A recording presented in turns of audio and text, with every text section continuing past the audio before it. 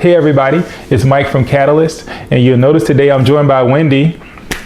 And so she's going to hang out and make sure I get this right. So today we want to talk a little bit about customer service. And customer service has been pretty big in the news over the last couple of weeks. And we had some experiences that actually make this a real relevant topic. So we thought we'd share it with you. And so if you recall, the first week of April down here in the southeast U.S. was a pretty bad weather week, particularly on the day where we were on a plane, or supposed to be on a plane to go and go on a cruise, a Disney cruise, actually. And so went to the airport that morning. The weather was horrible. Long story short, we never flew and we missed our embarkation with the ship. So we called up Disney and said, hey, we're going to miss it. What do we do? And what they said was, if you decide to meet us in the Bahamas, we'll get you taken care of. So we decided to meet them in the Bahamas. So they said, hey, we're going to send somebody to pick you up when you get to the airport in the Bahamas, and then we're going to take you to your hotel, and we're going to make sure that we get you to the port in a couple of days. So we flew on to the Bahamas, where when we got there, the airline lost our bags. Go figure. So it took us a while to get out of the airport. We just knew that once we cleared customs, we'd have to get our own cab. But lo and behold, there sat a gentleman in a U.S. Army cap holding a Disney sign with our name on it.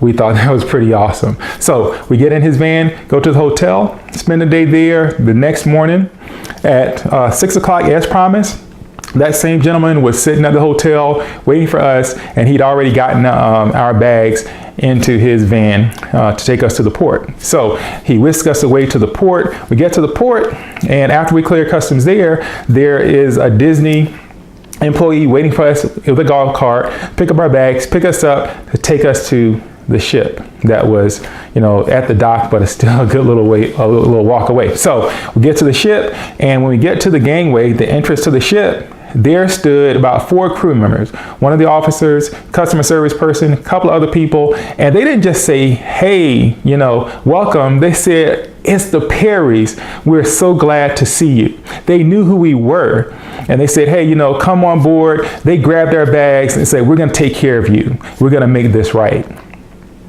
That's interesting. Make it right. What did they do wrong? They couldn't control the weather. They couldn't control aircraft, but they took ownership right then and right there. Really, at the point they picked us up from the airport, they had taken ownership. So they take us on the ship. We check in, we eat breakfast, we get to our room, bags are waiting, the attendant's there, and you know what he says? It's the Perrys. Welcome. I'm so glad to see you. Hey, Michael. Hey, Wendy. Hi, girls. Right?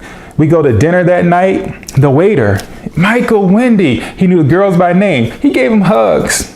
It was awesome, right?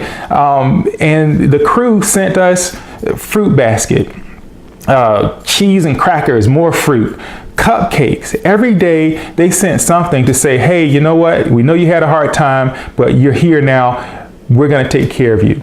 They took ownership. Whole cruise like that. Magical experience. Then on the last day, they, because we checked in separately from all the other passengers, they took us and some other folks, and they ushered us through the entire process, literally walked side by side with us from the time we left that ship until the time we got through customs. They took care of us, and they didn't have to that level, but they took ownership. So I tell that story because it happens to have happened during the same week that the whole United Airlines fiasco occurred, and we're all familiar with what happened there.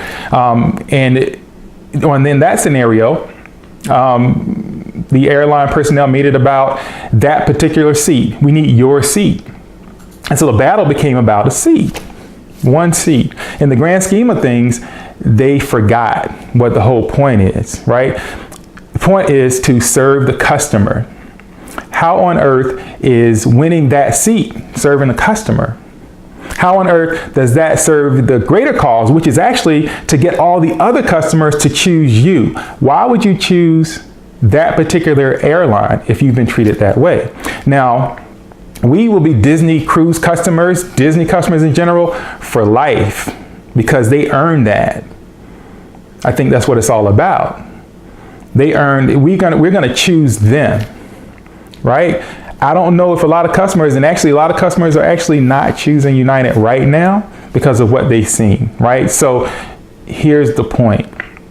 Whatever service you provide, whatever product you produce, in a world full of choices, why would your client choose you? If you don't know the answer to that question, if you're struggling to answer it, maybe you should call us. www.connectmovegrow.com. We're Catalyst. Thanks. See y'all next time.